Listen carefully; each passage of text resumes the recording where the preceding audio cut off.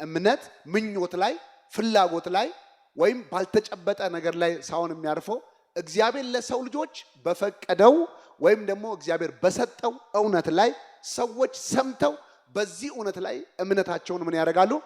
ይመሰርታሉ። ስለዚህ እምነታችን ተጨባጭ የሚሆን እውነተኛ የተከፈለበት ዋጋ ነው።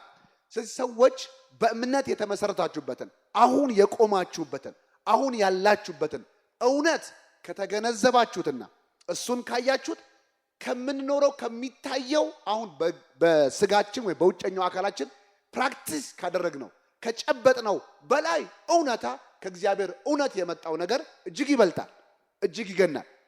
ስለዚህ አሁን እኛ ያለነው በስጋ በቆምንባቸው ባሉ በአይናችን በምናያቸው ነገሮች ላይ ብቻ ሳይሆን በእግዚአብሔር እውነት ውስጥ ነው የምንገኘው። በእግዚአብሔር እውነት ውስጥ ደግሞ በስጋችን ስላላየነው ፊል ስላላደረግነው የለም ማለት ሳይሆን ያ እውነታ ሁል ጊዜ ከእግዚአብሔር የመጣ ስለሆነ የሚታየውንም ተጨባጩንም ዓለም ራሱ መለወጥና መቀየር የምንችልበት ድንቅ ኃይልና ድንቅ ጉልበት የሚወጣበት ከዚህኛው ዓለም ነው ማለት ነው። ስለዚህ ይህንን ቃል መጀመሪያ አሁን በስጋ ሳይሆን በመንፈስም የቆምኩበት እውነት አለ፣ በመንፈስም የሚገኝበት ሪያሊቲ አለ የሚለውን ነገር እንድታውቁ ፈልጋለሁ። ሁል ጊዜ እግዚአብሔር ሲናገር ስለ ውስጠኛው ሰውነታችን የኔ የእናንተ የሁላችን እውነተኛ ማንነት የማይታየው ሰው እንደሆነ ማወቅ አለባችሁ። ስለማይታየው ሰው እግዚአብሔር ይናገራል። ያ የማይታየው ሰው ደግሞ ያሰበውን ያየውን የተመለከተውን ነገር በምድር ላይ ይኖረዋል ማለት ነው። ከውስጣችን የተጸነሰ ከውስጣችን የበራልን እውነት ወደ ገአዱ ዓለም መምጣት የሚችልበት ስርዓት ውስጥ ያለን ሰዎች ነን። ሮሜ ምዕራፍ 5 ላይ ላሳያችሁ። ሮሜ ምዕራፍ 5 አሁን ስለቆምንበት እውነታ ልንገራችሁ። ዝም ብለን ሰዎች በስጋ ብቻ ሳይሆን በትክክለኛው የቆምንበትን እውነታ እንድታውቁ ፈልጋለሁ። እንግዲህ በእምነት ስለጸደቅን፣ አያችሁት? እንግዲህ በምንድን ነው? በእምነት ስለጸደቅን በጌታችን በኢየሱስ ክርስቶስ በኩል ከእግዚአብሔር ጋር ሰላም አለ። ከማን ጋር? ከእግዚአብሔር ጋር ሰላም ይኖረናል አይደለም? ምንድን ይላል? ሰላም አለን። ደግሞ እግዚአብሔር የተናገረው ሰላም በምድር ላይ ሰው በውጫዊ ነገር በሚበላው በሚጠጣው ባገኘው ነገር ላይ የተመሰረተ ነገር ሳይሆን ከራሱ ከእግዚአብሔር የተገኘ ምን አለን ማለት ነው? ሰላም አለን። ከምክንያት በላይ የሆነ ምን አለን ማለት ነው? ሰላም አለን።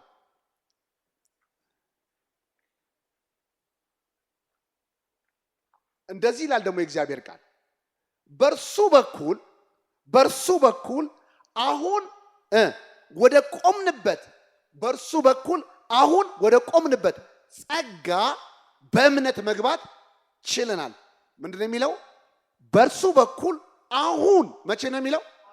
አሁን ሰዎች እግዚአብሔር ጸጋ ውስጥ አሉ፣ የእግዚአብሔር ችሎታ ውስጥ አሉ። እግዚአብሔር እንድንኖር የፈለገውን አቅም የሚሰጠን የእግዚአብሔር ብርታት የእግዚአብሔር ነፃነት ውስጥ ሰው ቆሟል። ይሄንን እውነታ ይሄንን ብርሃን ታዩታላችሁ ወይ? ይሄንን ብርሃን ይሰማቸዋል ወይ? ይሄንን ነገር ሰዎች ተሰማቸውም አልተሰማቸውም አወቁትም አላወቁትም ሰው ጌታ ኢየሱስን አምኖ ከዳነ በኋላ አሁን በእግዚአብሔር ሰላም ውስጥ አለ። ከእንደገና ሁሉን ነገር ደግሞ መለወጥ በሚችልበት በጸጋው ላይ ምን አድርጓል? ቆሟል። በጸጋው ላይ አለ፣ በጸጋው ላይ ቆሟል። በዚህ እውነት ውስጥ ሁላችን አለ። ይሄንን ህይወት ፕራክቲስ ለማድረግ የመጀመሪያው ሰው መማር ያለበት ማንኛውንም አይነት መንፈሳዊ ነገሮችን ሁሉ ለመኖር ስፒሪቹዋል ንቃት ውስጥ መግባት አለበት። እግዚአብሔር ይናገረናል፣ እግዚአብሔር ያወራናል፣ ይሰማናል። ሲናገረን ማንም ሰው አየም፣ ግን ሰምተነው ወደ ለውጥ ውስጥ ሰምተነው ወደ ደስታ ውስጥ ሰምተነው ወደ ፈውስ ውስጥ እንመጣለን። መንፈሳዊ ነገር ስለተናገረ ስለማይታይ በገአዱ ዓለም አይሰራም የሚል ሐሳብ ካይምሯችሁ አውጡ። የሚታዩት ሁሉ የመጡት ከምንድነው? ከማይታየው ነገር ስለሆነ ነው። ስለዚህ በመንፈሳዊ ህይወታችን አይናችን በርቶ ራሳችን ካየን በህይወት አቅጣጫ እግዚአብሔር ያስቀረን አንዳች ነገር የለም። ሁሉ ነገር አለ። ሁሉ በዚህ ሰላም ውስጥ፣ በዚህ ደስታ ውስጥ፣ በዚህ ፍቅር ውስጥ ጨርሰን ኖረንበት የማንጨርሰው የደስታ ውቅያኖስ ውስጥ ነው ያለነው። የሰላም ውቅያኖስ ውስጥ ነው ያለነው። የፍቅር ውቅያኖስ ውስጥ ነው ያለነው። የብርታት ውቅያኖስ ውስጥ ነው ያለነው። ግን እነዚህ ሁሉ እኛ እየኖርንበት እየተመላለስንበት ያለንን ነገር እንዳንኖር ብሎክ ያደረገው የጋረደው ምንድነው ይባላል? ሰዎች እግዚአብሔር ስለሰጣቸው ነገር አይምሯቸውን ስላልለወጡ። ብሎኪንጉ ወይም ደግሞ ባሪየሩ ያለው ገደቡ ያለው እኔ እግዚአብሔር የሚያስብልኝን እግዚአብሔር ነህ ያለኝን ማሰብ አልቻልኩም። ስለዚህ ያለኝ መንፈሳዊ ህይወት ከኔ አይምሮ ከታደሰ አይምሮ ጋር ካልተባበረ ባሉኝ ማንኛውም ሰላሞች ተጠቅሜ ያንን አቅም ልኖር አልችልም። ስለዚህ ገደቡ ወይም ክልከላው ያለው ከውጭ ከሰይጣን ከሰዎች ብቻ ሳይሆን ከገዛ አይምሮ ውስጥ ለኔ ተቃራኒ የሆነ ህግ አለ ማለት ነው። እግዚአብሔር ሰላም አለህ ብሎኛል፣ ግን ሰላም የለህም ብሎ ደግሞ የሚነግረኝ ዕውቀት አለ። እግዚአብሔር ደስታ አለህ ብሎ ነግሮኛል፣ ግን ደስታ የለህም በተጨባጭ ዓለም ብሎ የሚዋሸኝ አይምሮ አለ። ስለዚህ ይሄንን አይምሮ ይሄንን አስተሳሰብ አሳልፈን ይሄንን ጸጥ ማድረግ ካልቻለን ካሉን ከማንኛውም ነገሮች ሁሉ ላይ ሳንገናኝ ከነዚህ ነገር ጋር ሳንኖር ተቃርነን መኖር ልንጀምር እንችላለን። ከዚህ ተቃራኒ ከዚህ አይነት ብሎክ ነፃ ለመሆን አይምሮአችንን ሁሉ በእግዚአብሔር እውነት ውስጥ ሆነን ጸጥ ማሰኘት የእግዚአብሔር ፍቃድ ሆኖ ተነግሮናል ማለት ነው። ሁሉን ህይወት እግዚአብሔር በጸጋው አቅርቦናል። ያለንን ጸጋ ደግሞ አውቆ ካለን ጋር ተስማምቶ መኖር የቅዱሳን ኃላፊነት ነው። መጽሐፍ ቅዱስ እንደዚህ ይላል ማለት ነው። በአይምሮአችሁ መታደስ ተለወጡ እንጂ እችን ዓለም አትምሰሉ። ዝም ብሎ አይደለም የምትለወጡት፣ ፍጹም በሆነው መልካም በሆነው ደስ በሚያሰኘው በእግዚአብሔር ፍቃድ አይደለ? የእግዚአብሔርን ፍቃድ በመማር እግዚአብሔር ናችሁ ያለውን ነገር በማወቅ በመረዳት ከዛ የኔ አይምሮ እግዚአብሔር ከሰጠኝ ነገር ጋር ሲስማማ ሁሉ ነገር እንደ ውሃ ፈሶ መኖር ጀምራለሁ።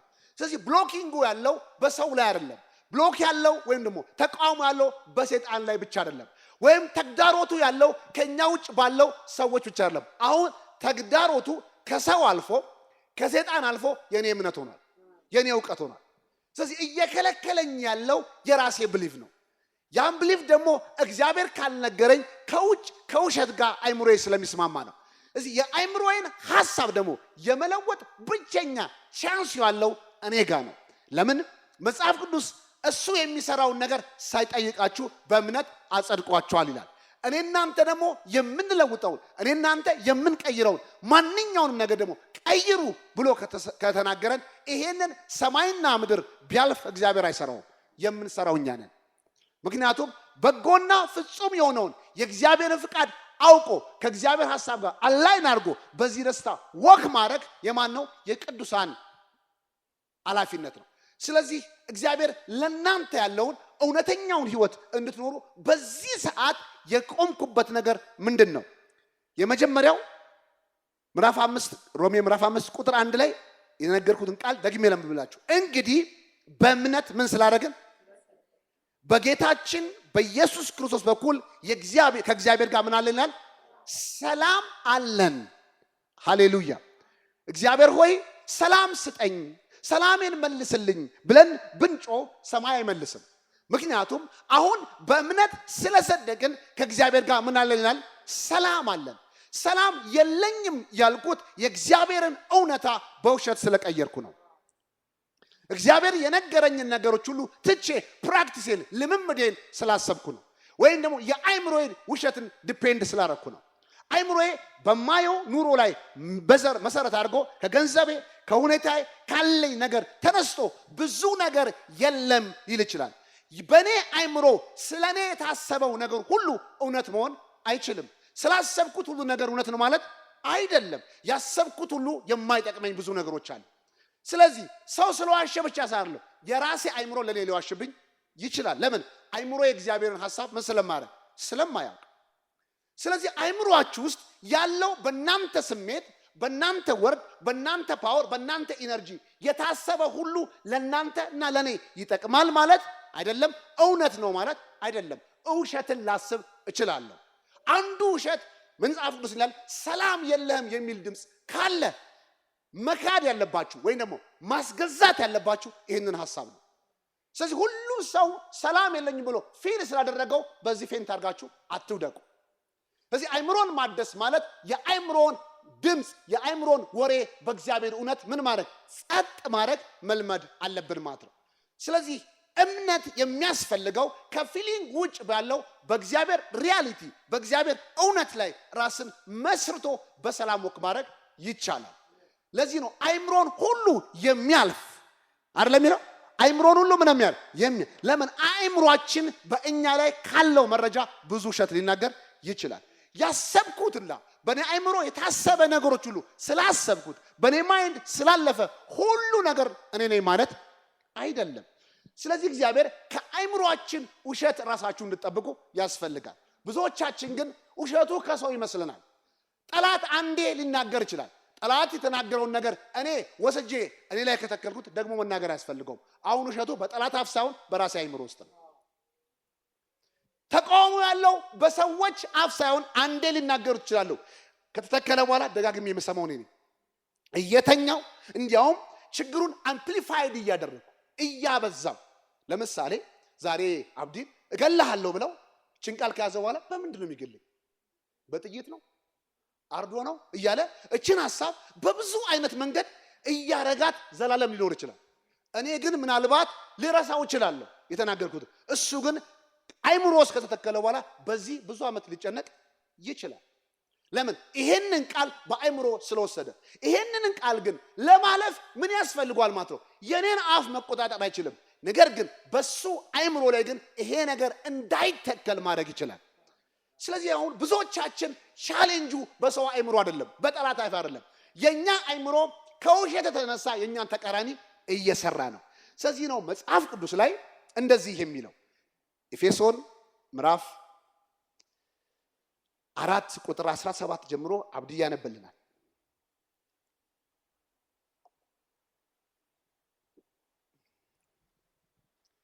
ፕሬዝ ጋድ። አሁን በእምነት ስለጸደቅኩኝ ከእግዚአብሔር ጋር ምን አለኝ ይላል? ሰላም አለኝ። ሃሌሉያ።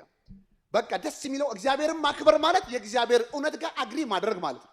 ስለዚህ እየተናወጠ እየተቸገረ ምን ትላለህ ማለት ነው? እውነትን በእግዚአብሔር ቃል አይምሮ የተገዛ አይምሮ ለእግዚአብሔር እውነት ሳይደፍር ይመሰክራል፣ ሳይፈራ ይመሰክራል፣ ሳይሸማቀቅ ይመሰክራል። ስለዚህ ዛሬ ሁኔታዎችን በእውነት ማሸማቀቅ አለብን እንጂኛ ከእውነት ተነስተን ከውሸት ተነስተን መሸማቀቅ የለብንም። ስለዚህ ትልቅ አይነት ነውጦች መርከቧ እየተናወጠች ቀና ብለን ከእግዚአብሔር ጋር ምን አለኝ ይላል? ሰላም አለኝ። ኢየሱስ ሲናገርኩ ሊዘገንናቸው ይችላል። ይሄን ቀፍ ልንገላችሁ። ኢየሱስ ሊሞትና ሊታረድ ወይም ደግሞ ወደ መስዋዕት በሚሄድበት በአስቸጋሪው ሁኔታ ውስጥ ሰው ራሱን መግዛት ተቋቁሞ አስቸጋሪና የሚያስጠላ ሁኔታ ውስጥ ቁጭ ብሎ ኢየሱስ ስለ ደቀ መዛሙርቱ እንዲህ ብሎ ይሰብክባቸው ነበር ማለት። አሁን ወደ ጊዜ ወደፊት ወደ ንግስና ሰው ወደ ሞት ሄዳለሁ፣ ወደ ቻሌንጅ ሄዳለሁ፣ ወደ መታሰር ሄዳለሁ። ያ የሚመኩበት ተስፋ ያደረጉት ማለት ነው። ግን ኢየሱስ ምናቸው በቃ አልቅሱ በሉ አይደለም ማለት ነው። እኔ በእኔ የምመኑ በአባቴ የምመኑ ልባችሁ ምን አይነት አይጨነቅ አይፍራ። ሰላሜን ሰጥቻችኋለሁ፣ ሰላሜን ከእናንተ የሚወስድ የለም። ለምን? ኢየሱስ ስለሚያውት ሳይሆን ስለ እውነት ይነግራቸዋል። ዛሬም እግዚአብሔር ስለምንኖረው ስለተጨባጩ ዓለም ሳይሆን እግዚአብሔር ከእውነት ተነስቶ ይናገረናል። ዛሬም ስለምናልፍበት ማንኛውም ነገር ሳይሆን ከምታልፍበት በላይ የቆምክበት በረከት ይበልጣል። የቆምክበት በረከት ሰላም ይባላል። ምንም እጥረት የሌለበት፣ ምንም ረብሻ የሌለበት፣ ምንም ስብራት የሌለበት። ስለዚህ ይሄንን እውነት ስማር አሁን የመጀመሪያ ተቃርንኔ ወይም ጸጥ ለማድረግ መነሳት አለብኝ። ከኔ ውጭ ያለን ሰው ለመታገል ሳይሆን የራሴን አይምሮ ማሸነፍ አለብኝ። የራሴን አይምሮ ጸጥ ማድረግ ከቻልኩ ሌላው ነገር በጣም ቀላል ነው። ትልቁ ጩኸት ያለው በራሴ ውስጥ ያለ ነው። ስለዚህ ይሄንን ኮኔክሽን ይሄንን ነገር እንዴት እንደምታደርጉ የሚያግዘን አንዳንድ ሐሳቦች እነግራቸዋለሁ። ኤፌሶን ምዕራፍ 4 ቁጥር 17 ላይ ስለዚህ ይህን እነግራችኋለሁ በጌታም አደራ እላለሁ፣ በአስተሳሰባቸው ከንቱነት እንደሚኖሩት እንደ አሕዛብ ልትመላለሱ አይገባም። ይኸውላችሁ እዚህ ጋር ስመሉ ሕይወት የተሰጠን ነገር ከእግዚአብሔር ሰው አወቀም አላወቀም በዚህ እውነት ውስጥ ነው ያለው። ኑሯችን የክርስትና በምድር ላይ ኢየሱስ እስኪመጣ የሕይወት መመላለሳችን ግን እንደ እውቀታችን ልክ ነው። ሰላም ሰጥቷል። ሰላሙን ግን ላትኖርበት ትችላለህ። ለምን? ሰላሙን እንዳትኖር የሚያደርግህ በምድር ላይ የምትኖረው የእውቀት ብርሃን ማለት። ስለዚህ ነው በፖቴንሻል በብሌሲንግ ሁሉ አማኝ እኩል ነው ከእግዚአብሔር የተቀበለው። ግን ያንን ነገር ኑሮ ላይ የምንበላለጠው ሁሉን ነገር የምናገኘው እንደ እውቀታችን መጠን ስለሆነ ነው። ለምን? እውቀታችን አልፎ ብሊፍ ስለሚሆን እምነት ስለሚሆን። ዛሬ መዳን ሁሉ ለዓለም ሰጥቷል። ያልዳነ ሰው የለም። እኔ እናንተ ካልዳነ ሰው የምንለየው በእምነት ነው። በእምነት ተቀብለ ነው ይሄንን ህይወት ኢንጆይ እያደረግን እንጂ በተሰጠን ጸጋ ከማንም ሰው የበለጥን ሰዎች አይደለችም። ላንተ ለይቶ አይደለም እግዚአብሔር የተሻለ ስፔሻል ነገር ያደረገው። ስለዚህ ከዚህ እውነት ጋር አንድ ቀን ስትሰበክ እና ስንነገረኝ አምነን ወደዚህ ጸጋ ውስጥ ገባን። ከሞት ወደ ህይወት መጣ፣ ከጨለማ ወደ ምድር ወደ ብርሃን መጣ። ስለዚህ ይሄንን ህይወት ኢንጆይ ያደረግነው እግዚአብሔር ከሰንበድ ያስፈልጦን አይቶን አይደለም። የተሰጠው እኩል ነው። ግን ኑሯችን የለየነው በእውቀት በኩል አግኝተነው በእምነት የምንኖረው ህይወት ነው። ተመሳሳይ እኩል አማኝ በዚህ ሰዓት ሰላምን አለው። ግን አማኝ ሆኖ ሰላም የለኝም ያለ አልሰርም ይዘዋል፣ በሽታም ይናወጣል። አንተ ደግሞ በችግር ላይ ሰለብሬት ልታደርግ ትችላለህ። ስለዚህ እግዚአብሔር ለከሌ ለአብዲ አደላ የአብዲ ሰዓት ነው የአብዲ የካሳ ዘመን ነው ብለን አንዘምር። እግዚአብሔር እኩል ጸጋውን ሰጥቷል። ስለዚህ ዛሬ በእምነት ካሉን ነገር ጋር ስንዝናናና ከሱ ነገር ጋር አብረን ስንቆም የዛን ጊዜ በእርግጥ እግዚአብሔር ባሰበው ድል ውስጥ ነገር የለም አሁን ወቅ ማድረግ ትችላላችሁ። ጌታ ይመስገን። ስለዚህ ነው ኤፌሶን ቤተክርስቲያን ላይ እንግዲህ አሕዛብ የሚባለው ሰው ለይቶ አይደለም ማለት ነው። አሕዛብ እግዚአብሔር እውነት የሌለበት ህይወት የሚኖሩ ሰዎች ማለት ነው። አሕዛብ ስላለ ስለ እውቀት ነው። የእግዚአብሔር መንፈስ ወይም የእግዚአብሔር ቃል የሌለበት ሰዎች ማለት ነው። ስለዚህ እነሱ እግዚአብሔር ቃል የእግዚአብሔር ህይወት ስለሌለ ከዚህ ህይወት ተለይተው የራሳቸውን ደካማ ኑሮ ይኖራሉ። እናንተም አማኞች ገኔ ተማሪዎች ቅዱሳኖች እንደነሱ እንዳትኖሩ። አያችሁ፣ እንደነሱ እንዳትኖሩ ህይወታችሁና ኑሯችሁ ለመቀየር የእውቀት ግንኙነት ይኖራችሁ። ካላችሁ ነገር ጋር ተገናኙ። ስለዚህ እንደዚህ ይላል። ይሄንን ነው በደንብ ማሰብ አለባችሁ። እነርሱ ከልባቸው መደንደን የተነሳ ስለማያስተውሉ ልቦናቸው ጨልሟል፣ ከእግዚአብሔርም ህይወት ተለይተዋል። ከማን ህይወት? ከእግዚአብሔር ህይወት። አያችሁ፣ ከዚህኛው ህይወት ምን አድርገዋል ማለት ነው? ተለይተዋል። የተለዩት ምንድነው? ልቦናቸው ምን ስላደረገ ማለት ነው? ስለደነደነ በውሸት ስለተሞላ። ስለዚህ እግዚአብሔር ፕሮቫይድ ካደረገው ህይወት ጋር ተለያይተዋል፣ አልተገናኙም፣ ወክ አላደረጉም። እናንተንም ይሄንን ያመጣው ለትምህርታችን ነው ማለት ነው። ህሊናቸው ስለደነዘዘ በማይረካ ምኞት በርኩሰት ሁሉ እንዳሻቸው ለመኖር ቅጥ ለሌለው ብልግና ራሳቸውን አሳልፈው ሰጥተዋል። እናንተ ግን ክርስቶስን ያወቃችሁት እንዲህ ባለ መንገድ አይደለም። አው ክርስቶስን ያወቀው ዋናው ዓላማ የሱን ህይወት እንድትኖር። ማንም በኢየሱስ እኖራለሁ የሚል እርሱ እንደኖረ ሊኖር እንድናቅ የተፈለገው የሱን ህይወት ምን እንዲያደርግብን እንዲጋባብን የሱን ላይፍ እንድንኖር ነው። ስለዚህ ኢየሱስን ያወቀው ኢየሱስን የተቀበልከው ከኢየሱስ ጋር አንድ የሆንከው የሱን አይነት ህይወት መኖር እንድንችል ነው። ጌታ ይመስገን። ይሄ ነው የእግዚአብሔር ፕላን፣ ይሄ ነው የእግዚአብሔር እቅድ። በዚህ መንገድ አላወቁትም፣ በዚህ ድካም አላወቁትም፣ በዚህ ሐዘን አላወቁትም፣ በዚህ ጭንቀት አላወቁትም። አባቴን ያወቅኩት ፐርፌክት በሆነው ለኔ በሚያስበው ቅዱስ በሆነ ሐሳብ ነው። ስለዚህ ያለንን ነገር ዛሬ ቆጥረን አሁን መኖር እንጀምራለን። አሜን። አይምሮዬን አልፌ መኖር እጀምራለሁ። ስለዚህ ብሎኪንግ ያለው መታሰር መገደብ ያለው በገዛ አይምሮ ውስጥ ነው። ስለዚህ አይምሮዬን ደግሞ እንዳሸንፍ የእግዚአብሔር ቃል ነግሮኛል። ይህንን እያነበብነው እንማራለን። በእርግጥ ስለ እርሱ ሰምታችኋል፣ በኢየሱስ እንዳለው እውነት በእርሱ ተምራችኋል። ቀድሞ ስለነበራችሁ ህይወት በሚያታልል ምኞት የጎደፈውን አሮጌው ሰውነታችሁን አውልቃችሁ እንድትጥሉ ተምራችኋል። ደግሞም በአእምሮአችሁ መንፈስ እንድትታደሱ እውነተኛና በሆነው ጽድቅ እንዲሁም ቅድስና እግዚአብሔር እንዲመስል የተፈጠረውን አዲሱን ሰው እንድትለብሱ ነው። አሜን። ስለዚህ ምንድነው የሚለው? ቀድሞ በነበራችሁ ህይወት እግዚአብሔርን ሳናውቅ ስንኖርበት የነበረውን ያ ደካማውን ያ ረብሻና ሐዘን ኮንፊደንስ የሌለው ነፃነት የሌለውን በብዙ ሐዘን ስንኖርበት የነበረውን ህይወት አሁን በዛ ሚሞሪ በዛ ሰው ሐሳብ እንድትኖሩ አያስፈልግም። እንዲያውም ይሄን ሰውዬ አውልቃችሁ ምንድነው ጣሉት። ስለዚህ በአእምሮአችሁ መታደስ ተለውጣችሁ እግዚአብሔርን እንዲመስል የተፈጠረውን ሰው አዲሱን ሰው ምን አድርጋችኋል? ለብሳችኋል።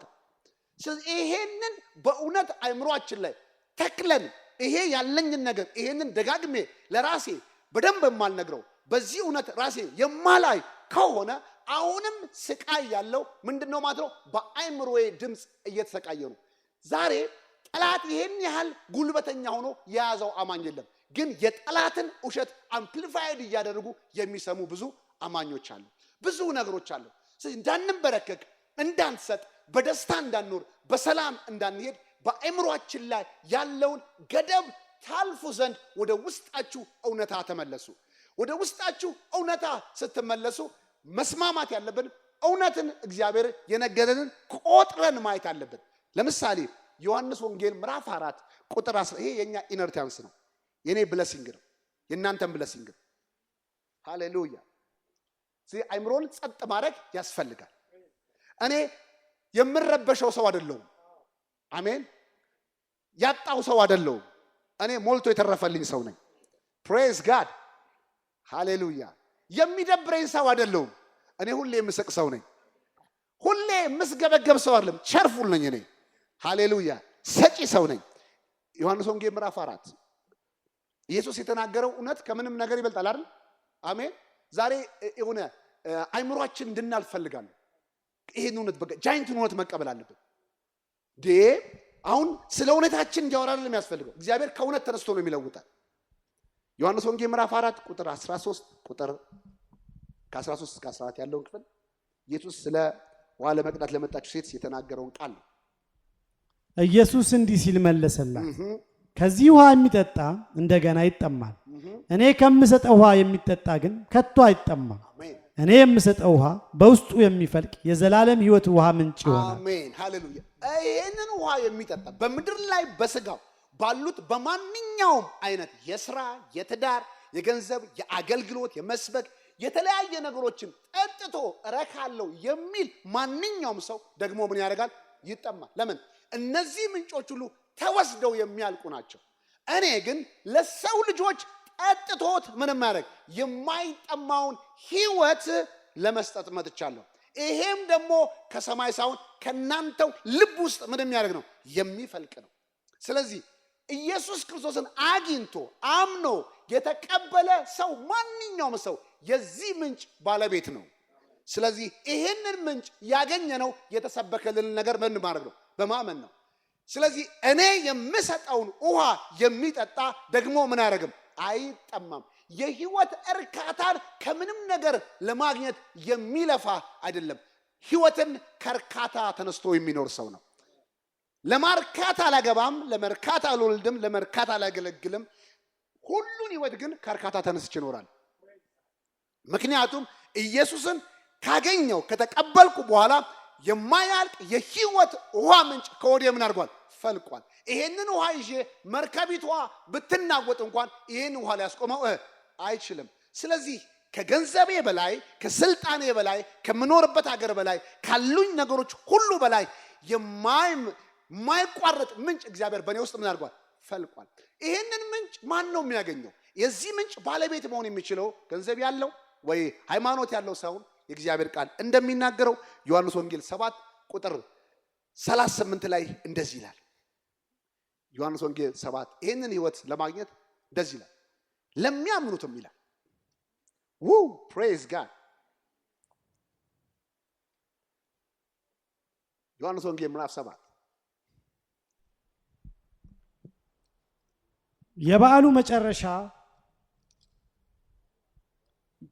የበዓሉ መጨረሻ በሆነው በታላቁ ቀን ኢየሱስ ቆሞ ከፍ ባለ ድምፅ እንዲህ አለ፣ ማንም የተጠማ ቢኖር ወደ እኔ ይምጣና ይጠጣ። በእኔ የሚያምን መጽሐፍ እንዳለ የሕይወት ውሃ ምንጭ ከውስጡ ይፈልቃል። አሜን። በእኔ ምንም ያደርግ የሚያምን በበዓሉ ቀን ኢየሱስ በታላቅ ድምፅ እንደዚህ አለ፣ የሕይወት ውሃ ወንዝ ምንጭ ከሆዱ ምን ያደርጋል? ይፈልቃል። ስለዚህ ዛሬ ኢየሱስ ክርስቶስ ጌታ ነው ብሎ በልቡ የሚያምን ሰው ኢየሱስ ያወጀውን የሕይወት ውሃውን ሳያቋርጥ ከናንተና ከኔ ውስጥ ምን ያደርጋል? ይፈልቃል። ይሄንን መፍለቅ ይሄንን ሕይወት እንደሌለኝ የምቆጥረው ነገሩን ሁሉ እንዳልጠቀመት ከዚህ ጋር እንዳልስማማ የሚያደርገኝ ሕይወትን ከኑሮ የተነስቼ መቁረጥ ስጀምር ነው። በስጋ ራሴን ሳይ ነው። በምኖረው ላይፍ ራሴን ስመዝን ነው። በገንዘቤ፣ በለበስኩት ልብስ፣ በእውቀቴ፣ በአገልግሎቴ፣ በብሔሬ ባለኝ ነገር ራሴን ስመዝን መግዶልና ያለው መናወጥና ያለው። ስለዚህ እኔ ነኝ ብለው የምለው ሰውን እግዚአብሔር አውልቀ ጣለው ያለውን ሰው እንደ ራሴ መቁጠር አይገባኝም። ስለዚህ አይምሮዬ ስለኔ የሚናገረውን ነገሮች ሁሉ አጀስት አድርጎ ከእውነት ጋር መስማማት ከኔ ይጠበቃል። በመዝሙረኛው መዝሙር 103 ላይ እንደዚህ ይላል፣ ነፍሴ ሆይ ምንድነው? አታውኪኝ፣ አታስጨንቂኝ። እግዚአብሔር ምናሽ ነው ማለት ነው? ፈዋሽሽ ነው።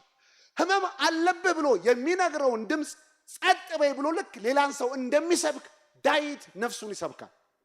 ዛሬ ሰዎችን መስበክ አይደለም፣ የመጀመሪያው ነፍሳችሁ መስበክ አለባችሁ። ስትጨነቁ የተጨነቀው አንተ አይደለም፣ ዕውቀትህ ነው የተጨነቀው። የነፍስ ክፍል ነው የተጨነቀው። ማይንድ ነው፣ ያንተ ሐሳብ ነው። በማስተዋልህ ምን አታርግ? አትደገፍ። አይምሮአችሁ የሚላችሁ ሁሉ እናንተና እኔ ዕውቀታችን አይደለም።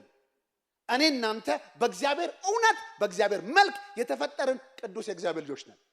ስለዚህ ያለኝን ነገር ተነስቼ ነው የማወራው እንጂ ከውሸት ተነስቼ ለራሴ አላወራም። ብዙ የማይጠቅመኝን ነገር አስቤያለሁ በምድር ላይ ብዙ ነገር የማይጠቅመንን ነገር አስበናል። ዛሬ እንዳሰብነው ብንኖር በዚህ ሰዓት ልንገኝ አንችልም። ለምን? እንኳን እሱ ቁርቶ ጊዜ ከአይምሮአችን አሳልፎ ሌላ ነገር ያስተማረን ያገኘን ሰዎች አለን። ይሄ ብዙ ዋጋ ከፍለን የማይገባን ስፍራ ተገኝተን ብዙ ነገር አጥፍተን ሊሆን ይችላል የምንማረው። ዛሬ ግን ነገሮችን ሳታጠፉ የትም ሳትሄዱ በነፍሳችሁ ያለውን ውሸት ጸጥ ማድረግ ትችላላችሁ። ጸጥ ማድረግ የምትችሉት ከእግዚአብሔር እውነት ራሳችሁ ማየት ስትችሉ ነው። የሚታወቅ ሰው ሲመጣ፣ የሚፈራ ሰው ሲመጣ አይምሮን ሁሉ ሊያልፍ የሚችል የእግዚአብሔር ሰላም እኔ ውስጥ አለ። ስለዚህ ከዚህ ሰላም ተነስቼ ወክ አደርጋለሁ። ምናልባት ይሄንን አይነት ሰላም ለመኖር ፊዚካል ኤቪደንስ ላይኖር ይችላል፣ ግን ከፊዚካል ኤቪደንስ በላይ እውነት የጸና ነው። አሜን። እውነት ምን ያደረገ ነው? የጸና። ኢሳይያስ 49 ቁጥር 10 ላይ እንደዚህ በርህራሄ ይላል በፍቅር እመራቸዋለሁ ይላል። በጣም ይገርማል። ኢሳይያስ 49 ቁጥር 10 ሃሌሉያ።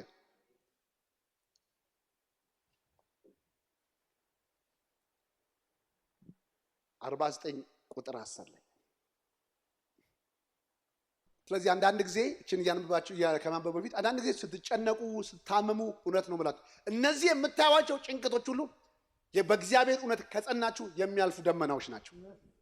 ምንም ፍሬ የሌላቸው ናቸው። ስለዚህ ፑሽ አድርጋችሁ ልክ የሰውን ችግር እንደምታጋፋ አንተ ውስጥ የመጣውን ሐሳብ ከእግዚአብሔር ያልሆነውን ነገር ልታስብ ትችላለህ። በአይምሮአችን ያለው ሐሳብ ማለት ልክ እንደ መንገድ እዩት። ሁሉ ነገር ፓስ ያደርግበታል። ሁሉ ነገር ያልፋል። ግን ያለፈው ሁሉ ይጠቅመኛል ማለት አይደለም። ስለዚህ ወጥቼ ዛሬ ፎቅ አለ፣ ካፌ አለ፣ ብዙ አለ። የምገኘው የመረጥኩት ቦታ ነው እንጂ ሁሉ ቦታ አይስበኝም። ምክንያቱም የሚሄደው የመረጥኩት ከኔ ጋር ወይ ምግብ ቤት ሊሆን ይችላል ወይ ደግሞ ልብስ ቤት ሊሆን ይችላል። ስለዚህ ሁሉ ነገር ስላለ ሁሉ ነገር አያስጨንቀኝም። የሚያስጠላኝንም አያለሁ፣ ደስ የሚለኝም ያልፋለሁ። የኔ እንዳልሆነ ሁሉንም አልፋለሁ። ስለዚህ በአይምሮዬ ብዙ ነገር ሊያልፍ ይችላል። ስለኔ ሞታል፣ ተስፋ የለም፣ ደክማል፣ ጥላቻ አለብህ ብሎ ሊነግረኝ ይችላል። ግን ያለፈ ሁሉ የኔ ሐሳብ ማለት አይደለም። የማይጠቅመኝን ነገር ሁሉ አሳልፌ ከነገራ የሚጠቅመኝ ነገር ጋር መተባበር እንድችል እግዚአብሔር ነፃነት ሰጥቶኛል። ስለዚህ ዛሬ በአይምሮአችሁና በነፍሳችሁ በኩል የሚሰማችሁ ስሜት ሁሉ ስላሰባችሁት ወይም ደግሞ ፊል ስላደረጋችሁት እኛንን ማለት አይደለም። ዕውቀቴ እኔ አይደለሁም። ስለዚህ ልታመም እችላለሁ፣ ግን ከህመሜ በላይ ፈውስ አለ በእኔ ውስጥ። አሜን። ስለዚህ ከዚህ ፈውስ አውጥቼ የታመመውን አካሌን ሂል ማድረግ እችላለሁ። የተረበሸውን ሪሌሽንሺፕን ጸጥ ማድረግ እችላለሁ። ለምን? የማይነጥፍ የእግዚአብሔር ፍቅር በውስጥ ይፈሷል። ከዚህ ፍቅር ተነስቼ ከጥላቻ በላይ ወክ ማድረግ እችላለሁ። ግን ብዙዎቻችን እኛ ሁል ጊዜ ስቲክ ያደረግነው እዚህ ጋር ነው። ፊል ያደርግነውን በነፍሳችን የምናውቀው ነገር ብቻ ነው ጊዜያችን የምናሳልፈው። ግን ወደ ልባችሁ ብትመለሱ እንደዚህ ይላል፣ እኔ ከምሰጠው ውሃ የጠጣ ደግሞ ምን አያደርግም? አይጠማም። ስለዚህ ምንም አይነት የህይወት ትግል የለብኝም። በሙላት ውስጥ ነው ያለሁት፣ በመትረፍ ውስጥ ነው ያለሁት። ኢሳይያስ 49 ቁጥር 10 ላይ አይራቡም አይጠሙም፣ የምድረ በዳ ትኩሳት ወይም የፀሐይ ቃጠሎ አይጎዳቸውም። የሚራራላቸው ይመራቸዋል፣ አሜን። በውሃ ምንጭ ዳር ያሰማራቸዋል። ፕሬዝ ደግማም ብላቸው። አይራቡም አይጠሙም፣ የምድረ በዳ ትኩሳት ወይም ፀሐይ ቃጠሎ አይጎዳቸውም። የሚራራላቸው ይመራቸዋል፣ በውሃ ምንጭ ዳርም ያሰማራቸዋል። በውሃ አይደለ ምንጭ ዳር ምን ያደርጋቸዋል? ያሰማራል። ምን የሚራራልን የሚወደን የሚንከባከበን መልካም በሆነው ነገር ሁሉ ያሳርፈናል። ይህ የኔ እናንተ እውነት ነው። ይህ የኔ እናንተ ሪያሊቲ ነው። አሁንም በምናያቸውና በምንሰማቸው ነገሮች ሁሉ አዝኖ እዛው ውሸት ላይ ቆሞ መዝሙር ከማውጣት እዛው ውሸት ላይ ቆሞ ስብከት ከማውጣት እውነት ላይ ቆሞ መናገር ትልቅ ፕሪቪሌጅ ነው። የእግዚአብሔር ሰዎች አድንቀናቸው የሰበክንባቸው የሄዱት እግዚአብሔር ለነሱ ስፔሻል ሆኖ አይደለም፣ ከእውነት ጋር ስለተባበሩ ነው። ዳዊት ጎልያድን አሸነፈ የምንለው ለኛ ለትምህርታችን ነው እንጂ ለሱ ያጨበጨበ እንድንኖር አይደለም። ምክንያቱም በዘመነ ያለውን ጎልያድም ከሱ ተመረ እንድጥል ተምረሃል ማለት ነው። አብርሃም በ99 ዓመቱ ወለደ ስትል ዋው ብለ ታሪኩን እንዲያልፍ አይደለም። እግዚአብሔር በዘመኑ ለትምህርት ስላለ አንተም እንደዚህ ድካም ውስጥ ብትኖር የሌለውን ነገር እንዳለ አድርጎ በሚጠራ በአምላክ እንድትበረታ እንድትማር ነው። ስለዚህ አንተም ሽምግልና የኔም ሽምግልና ከቃሉ የተነሳ ይለመልማል፣ ፍሬ ማፍራት ይችላል። አይ አም ብለስድ። ስለዚህ ይሄንን ውሸት ይሄንን ገደብ ታልፉ ዘንድ ተምራችኋል። ስለዚህ አይምሯችሁን ብዙ ስለናንተና ስለኔ የማይጠቅመንን ነገር ሳያቋርጥ ሊነግረን ይችላል። ነገር ግን ሰላሙ ያለው በውስጣችሁ ነው። ከዚህ ሰላም ጋር ሁል ጊዜ ግንኙነት መፍጠር ያስፈልጋል። መጽሐፍ ቅዱስ ዘወትር በመንፈስ ሁኑ ያለው ዋናው ነገር ከእውነተኛው ማንነታችን ጋር ኮኔክሽናችን የተጠበቀ እንዲሆን ነው። አንድ ነገር ልንገራችሁ፣ ሁል ጊዜ መስጠት ስናበዛ በህይወታችን ላይ ግሪድን ስግብግብነትን እንገላለን። የማይሰጥ ሰው ከግሪድ ነፃ ሊወጣ አይችልም። ብቸኛ መስጠት ግሪድን ያሳልፋል፣ በህይወታችን ላይ ጸጥ ያሰኘዋል። ፈጽሞ ይሄ ድምፅ እኛን መግዛት ወደማይችልበት ደረጃ ይሄዳል። ሁለተኛ ደግሞ ሁል ጊዜ በጸሎት የሚኖር ሰው ፕራይድን ያሸንፋል። ትዕቢትን የሚያሸንፈው ሀምብል ስትሆኑ ነው። ይሄ እውነት ነው። ኮኔክሽናችን ከዚህ ጋር የተጠበቀ ሰው ነው። ሌላው ደግሞ መጽሐፍ ቅዱስ ላይ እንደሚለው የሚጸልይ ወይም ደግሞ ፕራይድ እንዳሸነፈ ፋስት የሚያደርግ ሰው ደግሞ ፊዚካል ዲዛይርን ወይም ስጋዊ ፍላጎትን ማሸነፍ ይችላል፣ ወይም ደግሞ በስጋዊ ፍላጎት ላይ መሰልጠን ይችላል። ስለዚህ እነዚህ ነገሮችን ሁሉ ኢየሱስ አጥብቆ ተነግሮናል። ስጡ፣ ጸልዩ፣ ጹሙ ብሎናል። ለምን? በእንደነዚህ አይነት ሁል ቀን ግንኙነት የምናሸንፈው ቻሌንጅ እንዳለ ስለሚያውቅ ነው። ሁላችንም በህይወታችን ላይ እነዚህ አይነት ግንኙነቶችን የማንጠብቅና በዚህ አንድነት ወክ የማናረግ ከሆነ ብዙ ነገሮች እግዚአብሔር እየነገረን በአእምሮ ስላለን ግን የጎልያድ የጠላት ውሸት ሪል ሆኖብን በዚህ እንናወጣለን። እግዚአብሔርን መስማት ካልቻላችሁ ሌላ ነገር ሳትሰሙ ትኖራላችሁ ማለት አይደለም። ለጠላት ድምፅ የተጋለጣችሁ ትሆናላችሁ። ካንተና ከኔ ካለው ዓለማው ጋር የዓለም ችግር ተደምሮ ጨለማችን ታፍ ነው የሚሆነው። ዓለም ብትቸገርም እኔ እናንተ ከበራለን ችግር የለም፣ ጨለማውን አልፈን እንሄዳለን። ዛሬ አንድ ነገር ልንገራችሁ፣ ማታ ይሄ ጨለማ ቢሄድ ችግር የለው፣ በአይናችን ያለው ብርሃን ስላለ የራሳችን ብርሃን ኦን አድርገን እናልፋለን። ግን አንድ ሰው ጨለማ ከሆነ በኋላ አይኑ ደግሞ ማየት የማይችል ሰው ግን እንዴት ነው ላይፉ ከባድ የሚሆነው? ቻሌንጁ ከባድ ነው። ምክንያቱም ብርሃን የለም፣ የሚያወሰው የለም፣ ጨለማውናል። ከእንደገና ከሱ አለማየት ችግር ጋር ቻሌንጁ የበረታበት ይሆናል። ልክ እንደዚህ ነው። አለማወቅ ክፉ ነው። እግዚአብሔር ያለንን ነገር እማና ከሆነ በዓለም ስድብ፣ በዓለም ተቃውሞ፣ በዓለም ቻሌንጅ ውስጥ ያለ ነው። ቢያንስ እግዚአብሔር ባንተ ባለው ነገር ላይ ጸንተ የምትቆም ከሆነ የዓለምን ውሸት ማሸነፍ ትችላለህ።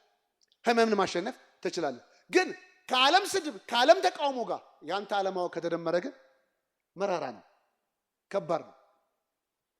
ስለዚህ በዓለም ያለውን ጨለማ መቆጣጠር ባንችል በእኛ ያለውን ብርሃን ማብራት እንችላለን። ብርሃናችን የእግዚአብሔር እውነት ነው። ብርሃናችን የእግዚአብሔር ቃል ነው። ሃሌሉያ! እግዚአብሔር ብርሃኔና መድኃኒቴ ነው፣ የሚያሳጣኝ አንዳች ነገር የለም። እግዚአብሔር ብርሃኔና ምንድነው መድኃኒቴ ነው። I am blessed። ስለዚህ ይሄንን እውነት ሁሉ ጊዜ የማይና የምመለከት ከሆነ ከአይምሮዬ ውሸት አለፌ እግዚአብሔርን አባቴን ሰለብሬት ላደርገው፣ ላመሰግነው፣ ልባርከው፣ ልዘምርለት እችላለሁ።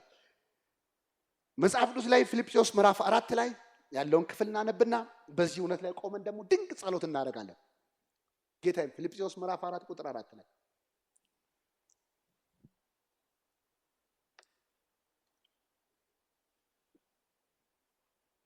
ዛሬ አንድ ነገር አበረታታቸዋለሁ።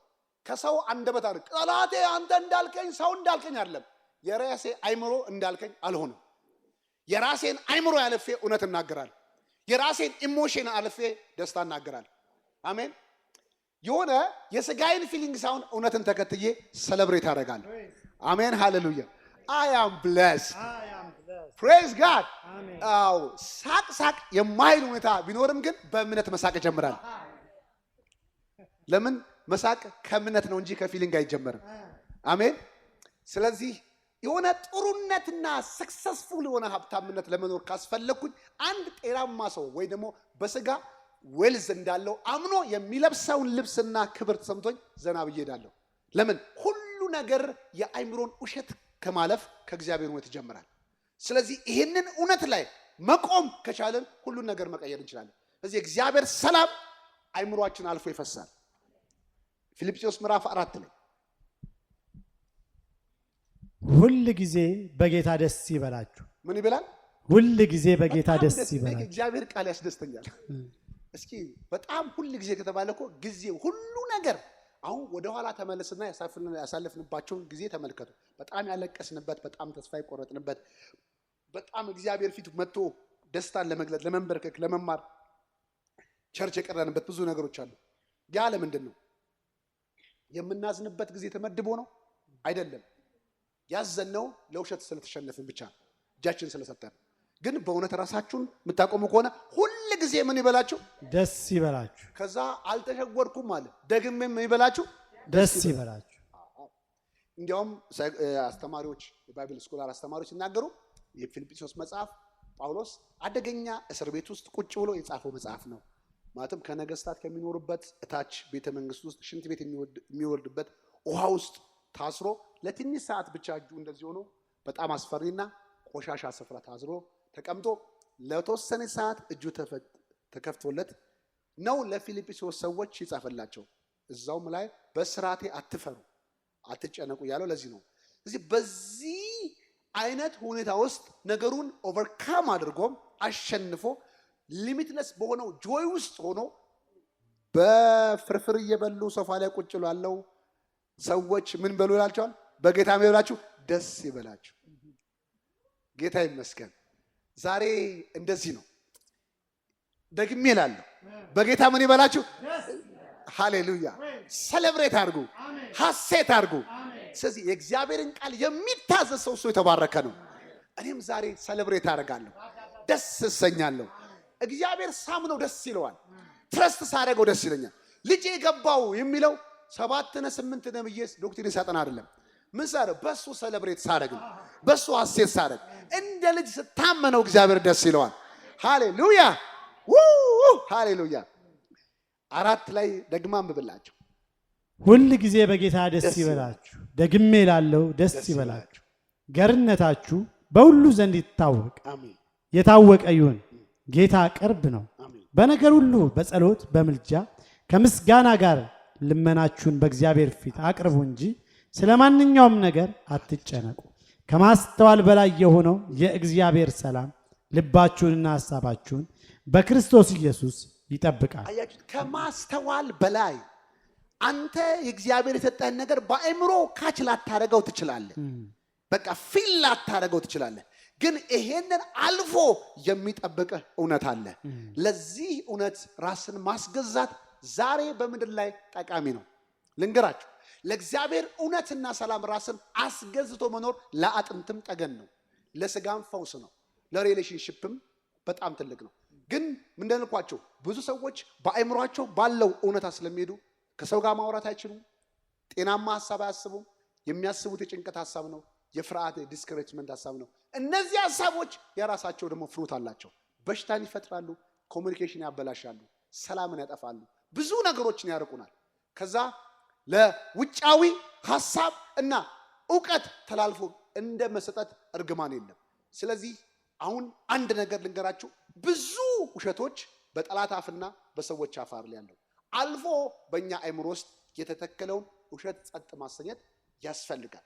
ይህንን ጸጥ የምናሰኘው ሮሜ ምዕራፍ 12 ቁጥር 2 ላይ ያለው ክፍል በደንብ ደጋግመን ራሳችን አብዲ ያስብለንና ይህንን ተናግረን አምላካችን እግዚአብሔርን ባርከን ደስ ብሎን እንጨርሳለን ማለት ነው።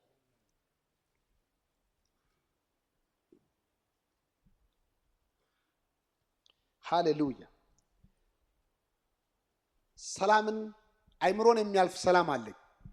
ዕውቀቴን ሁሉ አልፎ የምደሰትበት ሰላም አለኝ። የኔ ዕውቀት ወይም የኔ ስለራሴ የማውቃቸው ዕውቀቶች ሁሉ የኔ ማንነት ማለት አይደሉም። ስለዚህ ማንኛውንም ውሸት አሰልፌ ከእግዚአብሔር ጋር በደስታ በሰላም መኖር ይችላል። ሮሜ ምዕራፍ 12 ቁጥር 2 መልካም ደስ የሚያሰኝና ፍጹም የሆነውን የእግዚአብሔርን ፈቃድ ምን እንደሆነ ፈትናችሁ ታውቁ ዘንድ በአእምሯችሁ መታደስ ተለወጡ እንጂ ይህን ዓለም አትምሰሉ። እንደዚህ መልካም ፍጹም የሆነውን ቀጥሎ ምንድነው? ደስ የሚያሰኝ። አያችሁ፣ ይህንን ነገር ለማወቅ ፈትናችሁ ለማወቅ ራሳችሁን ስጡ እንጂ እችን ዓለም ምንድነው? አትምሰሉ። በአእምሯችሁ መታደስ ተለወጡ። ስለዚህ አንድ ነገር ልንገራችሁ፣ እኔ የምሰጠውን ውሃ ወይም ደግሞ የጠጣ ሰው ደግሞ ምን ያደርግም ይላል? አይጠማም። ስለዚህ የእርካታ ኢሹ የለብንም። በሁሉ ነገር ሳትስፋይድ ሆነናል። እኔን የሚያምን ሰው የህይወት ውሃ ወንዝ ከሆዱ ምን ያደርጋል? ይፈልቃል።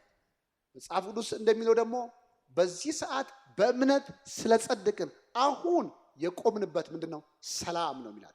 አሁን ከእግዚአብሔር ጋር ሰላም አላችሁ፣ ረፍት አላችሁ። እኔ ያካፈልኳችሁ የሰጧችሁ ዓለም እንደሚሰጣችሁ አይነት ሰላም አይደለም። የሰጧችሁን ሰላም ደግሞ ማንም ሁኔታ ሊወስድባችሁ አይችልም። ማንም ሰው አይወስዱ። ላትጠቀሙበት ላትኖሩበት ትችላላችሁ እንጂ ማንም ወስዶ ከሰላም ውጭ ሊያደርጋችሁ አይችልም። ሊወሰድ የማይችል ሰላም ሰጥቶናል። ዛሬ ግን እግዚአብሔር ከሰጠን እግዚአብሔር ካበራልን ነገር ጋር በእምነት እንዋሃዳለን። አሁን በዚህ እውነትና በዚህ ሐሳብ ላይ ቆመን እምነትን ለራሳችን እንናገራለን። አይምሯችን ሁሉ አልፈን መኖር የሚገባንን እውነት በላያችን ላይ እናውጃለን። ይሄ አዋጅ ደግሞ ከእምነት ስለሆነ በእርግጥ አሁን በዚህ ብለሲንግ ውስጥ ሰው ታክሞ ነፃ ወጥቶ ይወጣል። ሁላችንም በእግሮቻችን እንቆማለን።